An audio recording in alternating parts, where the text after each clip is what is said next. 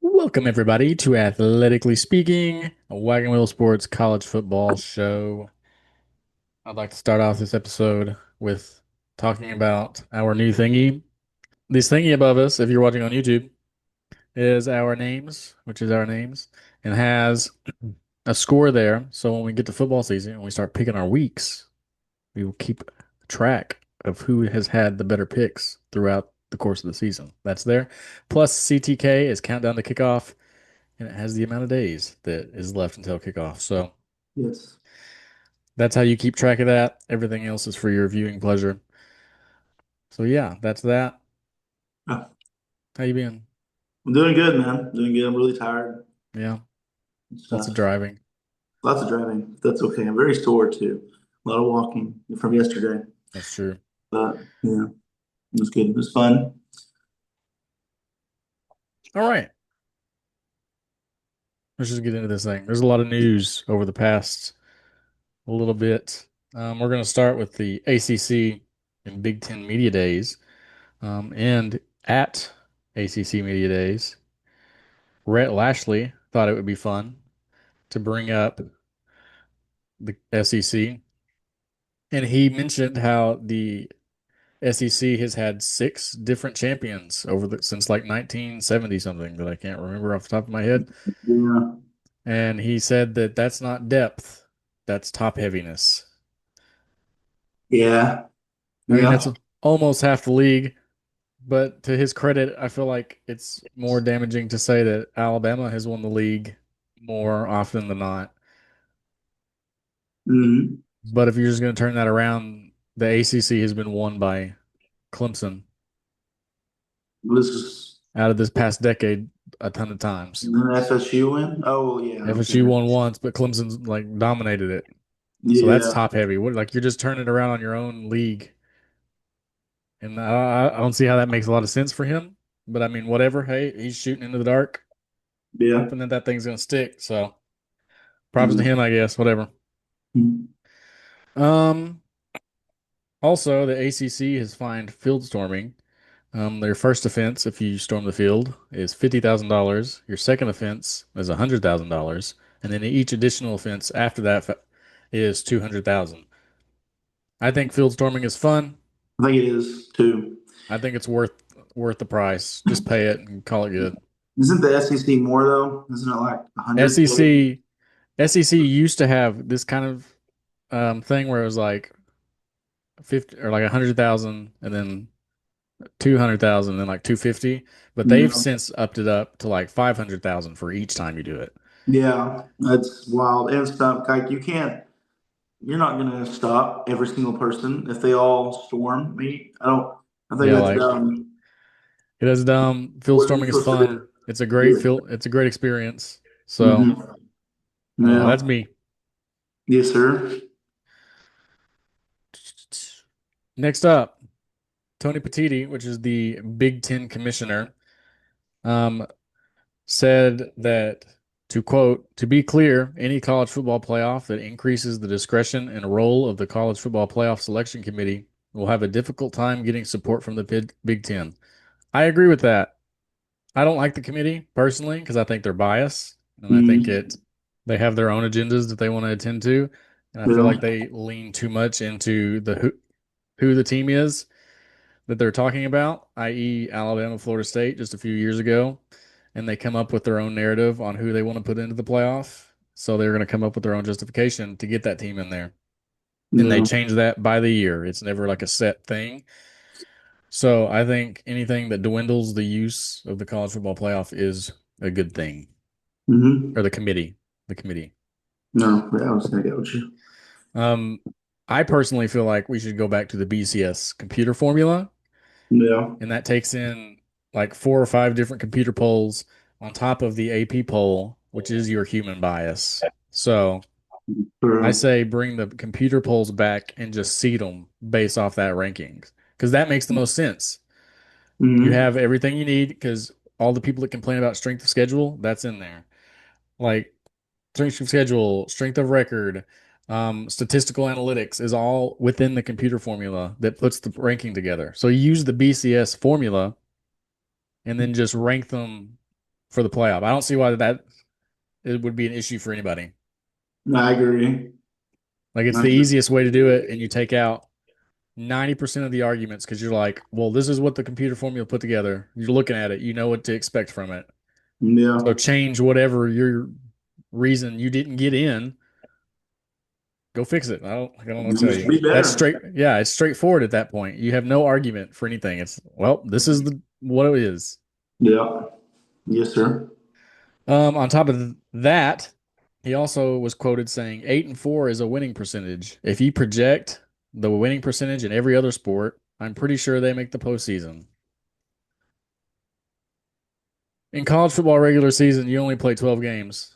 Yeah. You can't lose a third of your games And and still go to the expect to make the postseason. postseason. Yeah. No, I'm that is sorry. idiotic. Like he's talking about like Iowa, like right? They went like 8-4, Something like that. 9-3, 7-5, whatever it was. Like if you lose more than two games, you shouldn't be considered for the playoff. Yeah. If you lose three games, no matter what your schedule is, it doesn't matter. If you lose three games, you're not one of the better teams in the country, or you don't lose those games. Yep. Absolutely. So I don't see how anyone should be arguing that anyone, if you have a three in your loss column or a four at that in your loss column, should ever be in the playoff. Mm.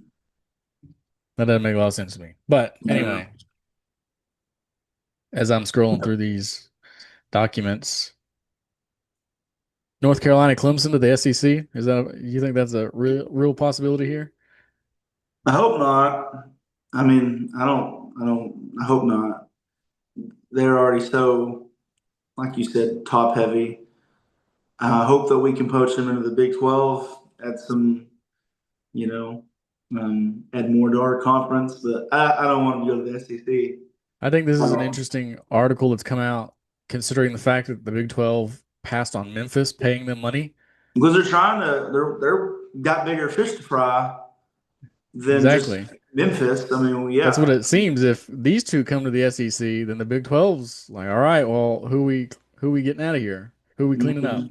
Yeah. I So, don't want anybody else. I mean, it'd be cool to get Miami, some other, but I mean, other than that, I mean, I don't know. I want the big one. I want Clemson really bad. yep, it's very interesting. Next up on the docket, this can go real quick. Michigan's playing in Germany against Western Michigan. Yeah, that's I hate that too. I College hate football that. deserves to be played in college football stadiums. Yeah, And Michigan and Western Michigan is an hour and 36 minutes apart. Why they're would you so fly to close Germany? together. I mean, they're taking away. Both fans could go and watch that game and have a short drive, but Yep. we're going to take it overseas for no reason at all. It's so stupid. It's just money. Which is it? Like, are they going to make more money in Germany than they would? They pay them a pretty good penny. I don't know how much, but Interesting. I That's just believe they dumb. pay them a pretty good amount.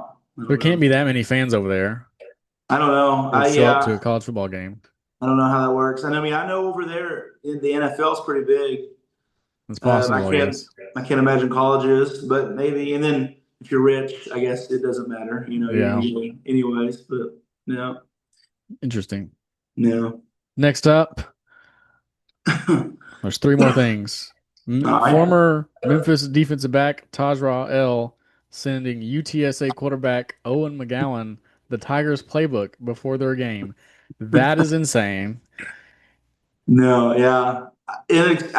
Well, we were talking about earlier. How does Purdue feel? I wouldn't trust the guy. And right? not that anything they do will matter. They're going to lose anyways, but still, you can't have that on, No, that's insane. What's really crazy about that game, I think we talked about this, Mhm. like, and CF Budge mentioned it.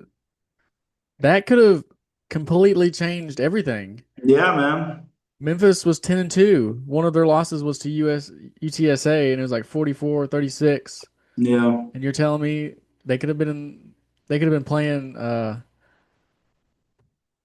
For who was it? Somebody, Tulane maybe in well, the Tulane was, American Conference Championship. yeah, yeah, it was, yeah. Like Maybe they got in instead of Boise State. I don't think they would have, but Maybe they wouldn't, but still, it's the fact of the matter.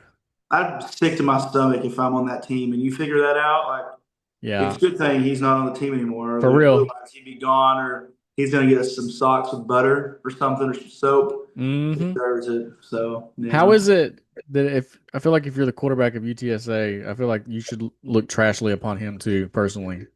Oh, yeah. I mean, he knew better. It's not saying anything about his character either. UTSA didn't do anything worthy of note, so why are you taking plays from them? Just to Yeah. hurt Memphis? Like, And it makes no sense and dumb. Much of stupidness. second to last thing, Reveille, Texas A&M's mascot, is apparently had eye surgery and had her like right eye removed, and now she has an eye patch. What? Reveille, Texas A&M's mascot dog, had eye Okay. surgery, Oh, the and dog. yes, and Okay. had their right eye removed, and I now forgot. they That have an was eye it. patch. That's cute, but It also was kind of sad. cute. It was kind of sad. I saw Okay. somewhere, I don't know if it was true or not, but Texas A&M had like a mock-up uniform that had the patch Reveille on the helmet, and that was kind of sick. I love that if that's true. I mean, I'm all dogs for it. are, I love it. I love that so much. Next and one of the more interesting things is President Donald Trump has signed a college sports executive order that Mm, prohibits third-party pay-for-play payments to college athletes, I mean, which that just means that NIL collectives cannot give people money without them doing a service. okay. Yeah. I mean, which I feel like is fair. It is fair, but how do you enforce that? Like they're not going to Uh, come arrest you. The FBI is not going to come up and tear down a college because they paid some player.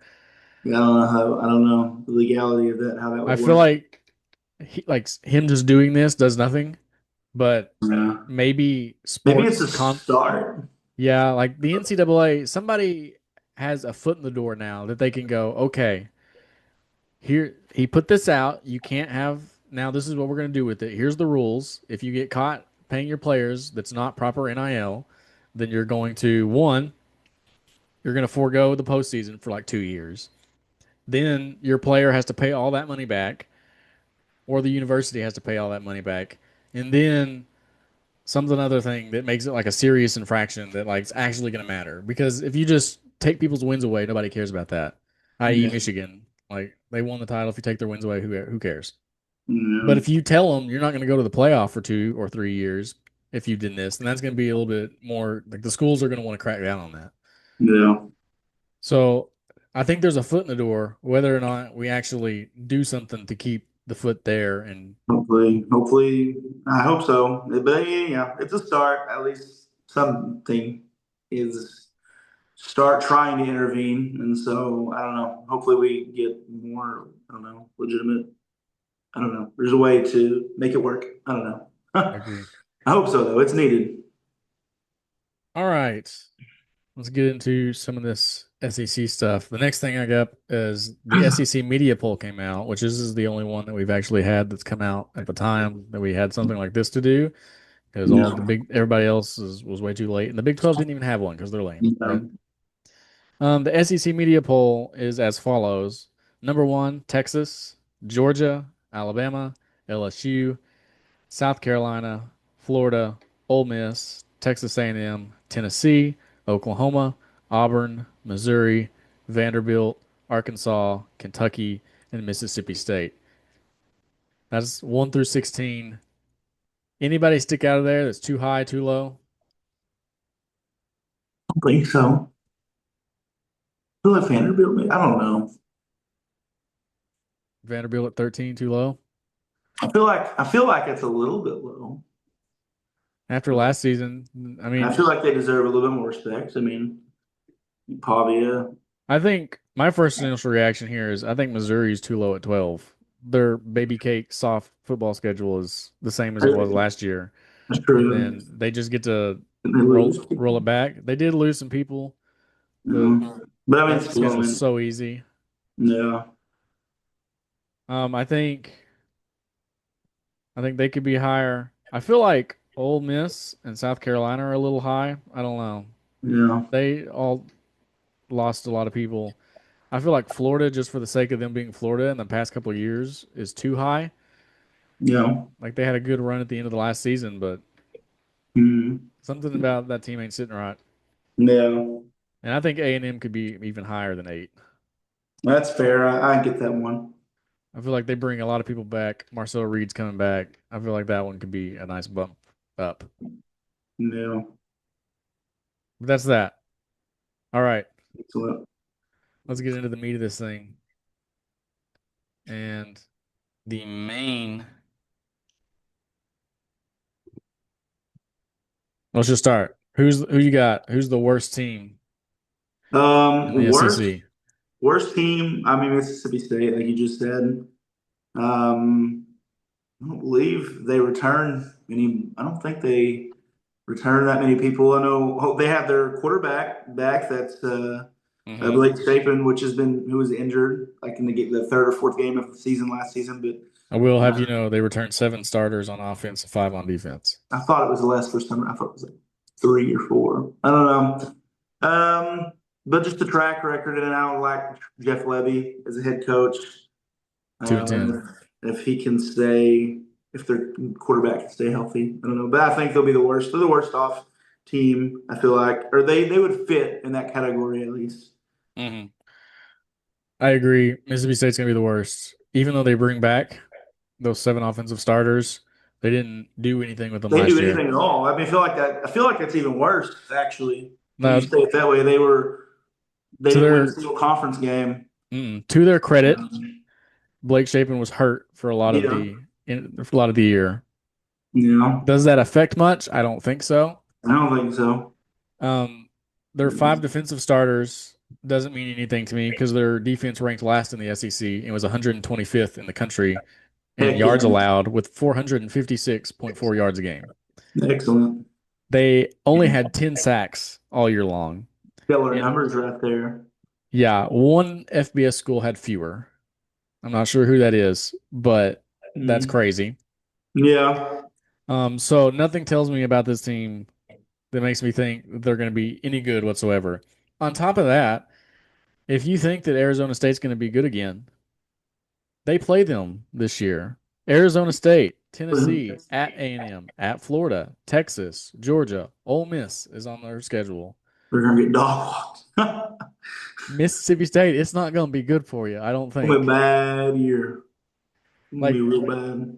at I that think, alone is 7 losses yeah. at best. I haven't don't even have the rest of their schedule in front of me, but at best it's 5-7.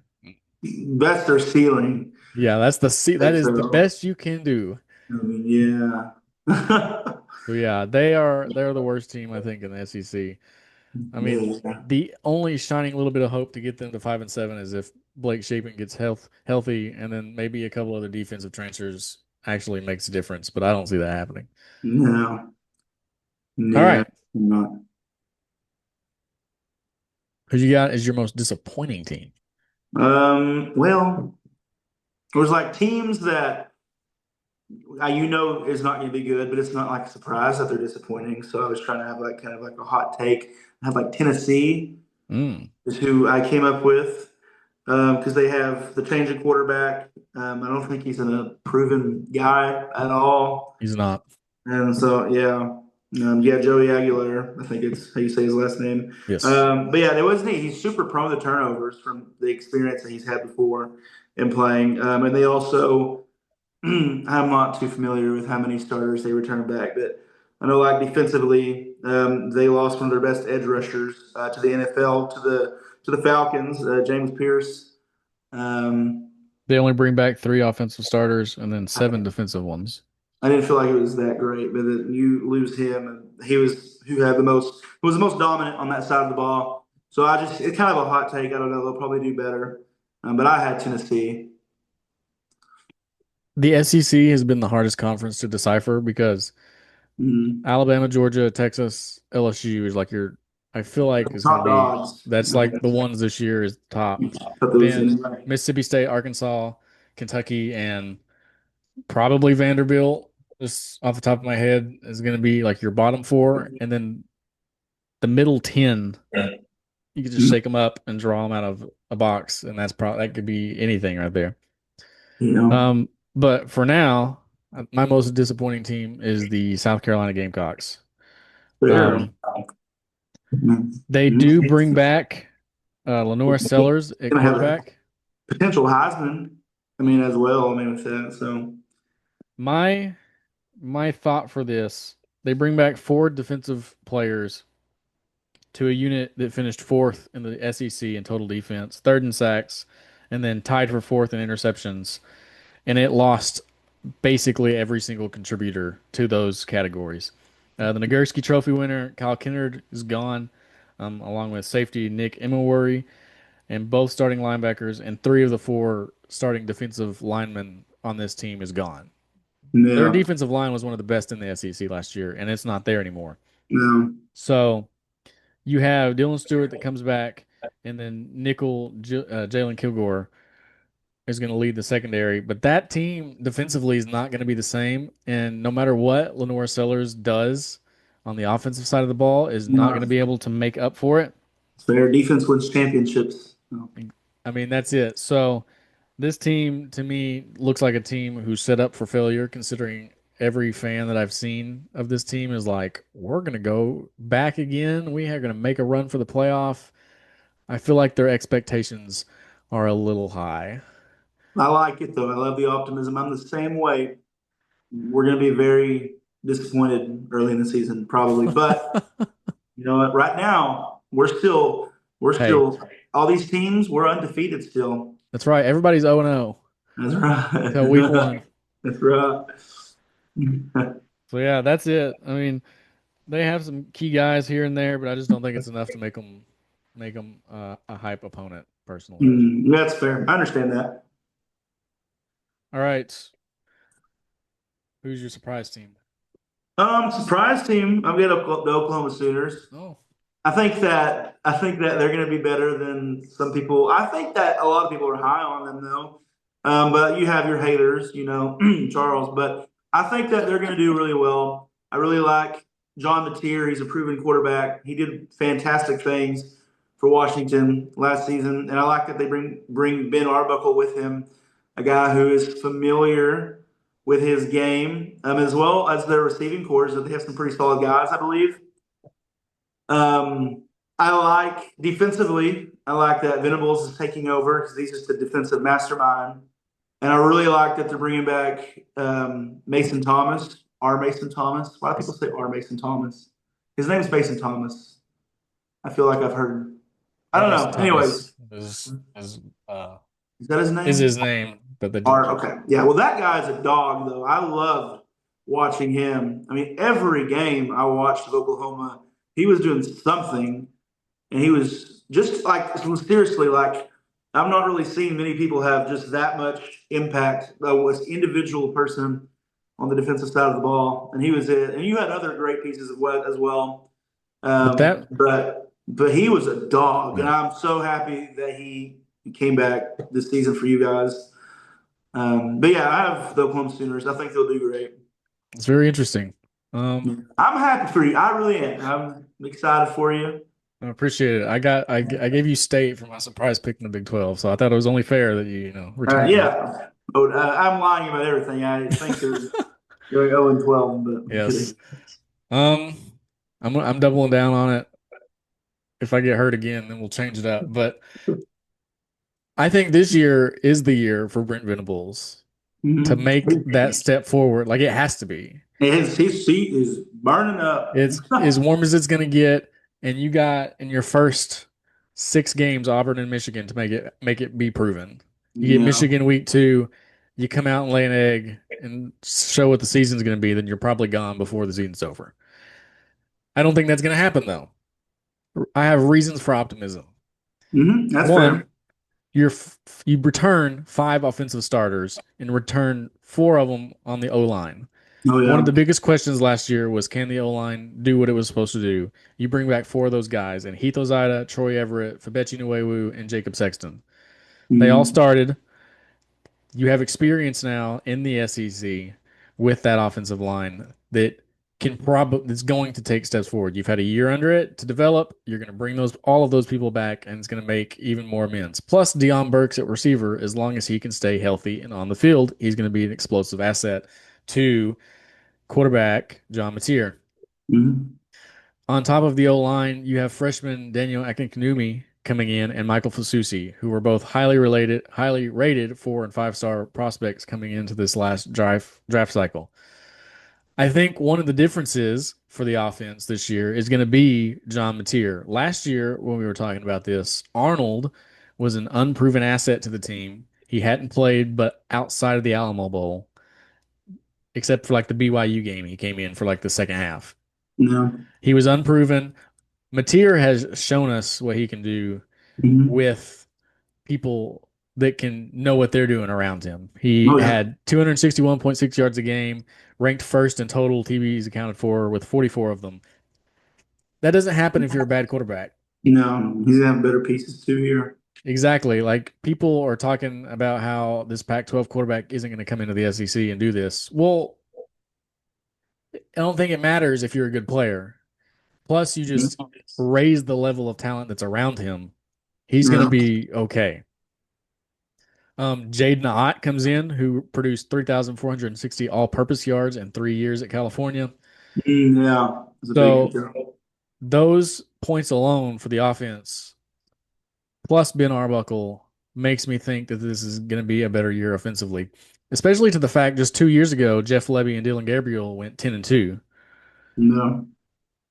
I think there's reason to drink the Kool-Aid for this one. I think so. Your biggest questions: can the receivers stay healthy?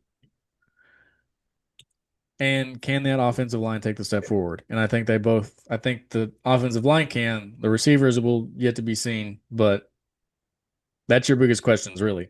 The Yeah. defense is solid again. Returns defensive lineman Dominic Williams, Jaden Jackson, R. Mason Thomas, who we just talked about, is a stud and Oh will be yeah. elite. He's going to be first round draft pick for sure. And then David Stone to the D line, plus Kip Lewis, Eli Bowen, and Robert Spears Jennings in the secondary. The defense at Oklahoma is going to be top tier in the SEC, top tier in the country. You probably have your best defensive line in the SEC in Norman, Oklahoma this year. I think so. Um, People point to the schedule, and I would like them to look back at last year for a second. You got Illinois State, Michigan, Temple, Auburn, who OU beat thanks to their defense last year. Kent Mhm. State, Texas. Um, you're at South Carolina, at Tennessee, at Alabama, Ole Miss, Mizzou, LSU. If you look at those games from last year, LSU you probably lose anyway. Missouri, Jackson Arnold cost us that game on the last drive. Alabama, Jackson Arnold whooped their cheeks. So if you have a better offense, that's even worse than it was.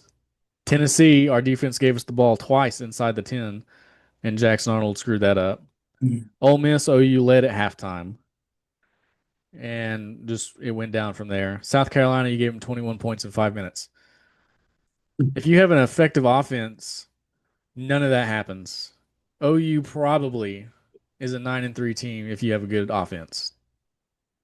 Yeah, I think so. All the pieces are there this year to come together. So whether or not Venables can bring those pieces together and make it work is going to be really the biggest question for 2025. And I think that he can, in fact, do that. Stars are aligning. I think so. And will they be in the SEC championship? Who knows? But they can make a push for it for sure. Dark horse candidate. Yeah. And if you go 9-3, 10-2, you're probably 10-2 for sure is in the playoff. 9-3, you're in the conversation. Mhm. Yeah. So we shall see what happens. Mhm. Who is your title game? My title game, Texas for sure. I think is the best team probably in the SEC, but I feel like it could be Georgia or Bama. Um, because both schools bring in a quarterback and have some uncertainty at some positions. But I'm gonna say Alabama. I think that they're just more impressive and they've got really talented receiving core. But I think Texas does as well. Um, or yeah, I don't know. I really don't know. I'm gonna say Bama though, but I think Texas beats either one of those people. I feel like. So you're saying Texas Bama in the title? I think so. Yeah, that's what I say. Okay. Um, my title game is Texas as well for everything that you said. Their defense was good in 24, and they Yeah, returned six of those players in 2025. So I think that they're going to be good again on the defensive side of the ball. Um, my question for them is their offense. They returned three starters. They have some good pickups in the O-line department and in the receiver department. Can Arch Manning be the guy? I That's as think simple as so. that. I mean, he It's has pretty all the talent in the simple. world. Let's see if he can make it happen. And I think he'll do something that's good enough to get him to the SEC title game. So Yeah, I think so. I mean, you have they're him, probably the best. They probably have the best running back in the SEC as well. hmm Who? So, I'm yeah. yeah, Quintrevion Wisner is a I couldn't say junior. his name, but yeah, it was, He's gonna be solid. So Arch Manning is just really needs to sit back there and look pretty. You mm, rely on the run game, throw the ball around when you need to, use some play action, and Arch should be just fine. So I imagine they get back to the title game. And their schedule is yet again their yeah. toughest games: Oklahoma and at Georgia. Oh, and Ohio State week one.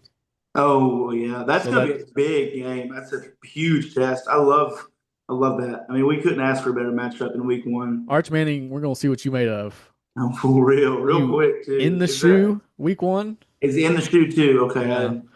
nice. I love it. I love it. Oh, It's gonna be a beautiful August 30th at 11 a.m. dude, almost a month away, dude. Imagine this scenario. OU walks into the Cotton Bowl 5-0. Texas walks in losing at Ohio State and at Florida.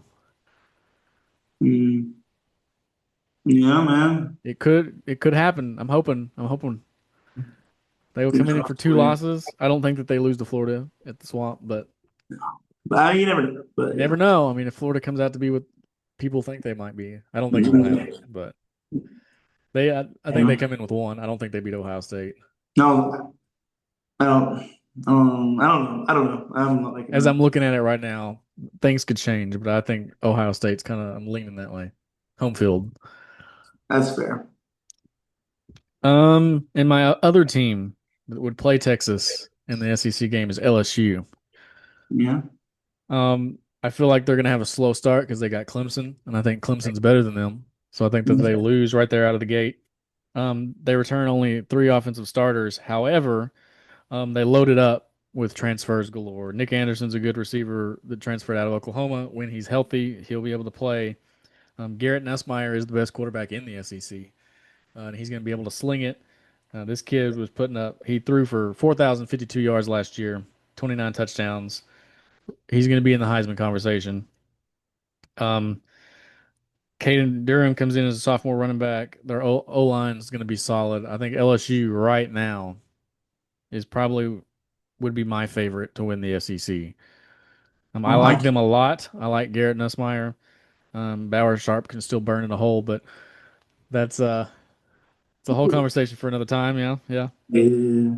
But yeah, I like them a lot. I think they're going to be really good. Looking at their schedule at Clemson, week one.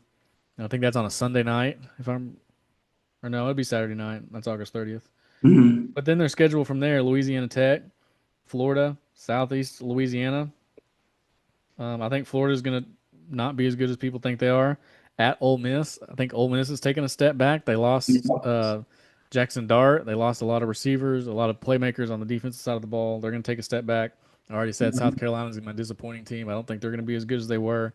At Mhm. Vanderbilt, Texas A&M is going to be a tough game. At Alabama is going to be a tough game if they can figure out their quarterback situation. Arkansas, Western Kentucky, and at Oklahoma. I think that if you come through there with only one loss, two loss out of there, then you find yourself in the SEC title game. It's fair. I see it. So with that, who is your champion? I'm gonna say Texas. Texas? Yeah.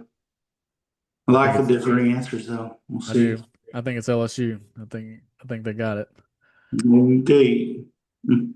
But that is that. That's all I Excellent. have for that one. Sweet.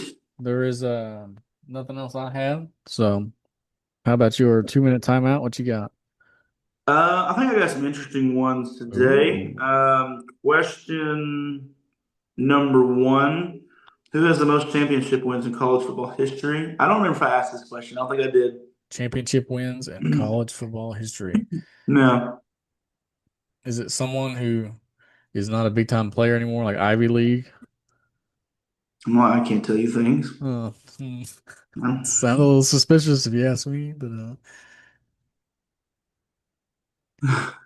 Alabama has like they have 18 now, right? I think. Frick. I don't think they've. All right, I'm just gonna go. Is it Princeton? No. Hmm. Is it? It's not. Did Bama Oh, pass them? no. Okay, well, I looked up the answer just now, and it says it was 16, but they claimed like two more, so it's technically 18. yeah. But that wasn't who I was going. Who I mean was the first at least to get these. It was an Ivy League school though. You haven't said the name yet, Was it but Harvard? no. Yale. Yes. Okay. Yeah, yeah, the 18. Interesting. Yeah. All right. Question number two. When was the first televised college football game? First televised college game. Like a year or something. Was it like 1972?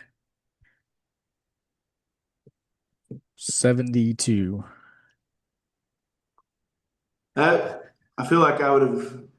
No, no, definitely way off. Way off? I know, and I'm surprised, Is it but earlier or later than that date? earlier. Earlier? Yeah. 1956. No, bro, even earlier. Earlier than that? And TVs have been around longer than you think. They might not have been kind of a hot commodity at the time, but 19 like 1942. earlier. Earlier, 1931. No, no, no, not that. Okay. 1842. I'm kidding. No, you're right. You were a little bit back up stuff. I'll tell 1930. you, All you right. you've reached your limit. It was Yeah. um the first college football game on TV was between Fordham University Uh-huh. and Waynesburg University on September 30th, 1939. And the game was broadcast by NBC and aired on W2XBS. Huh. Interesting. NBC. Yeah, I mean, I knew TVs were a thing, but it was not near as popular, which is really surprising actually. Because I don't have questions, but I don't know. Hmm. Number two or number three, Number three. the third question. Yeah, what was the first college football game broadcast over the radio? Who was the first? Like the teams? What was the first college football game, or like, well, when? I guess what year? Probably. The radio. Yeah. When did the radio become a thing? Let's see. Probably if the TV was 1939, then first radio would probably be Hmm. 19,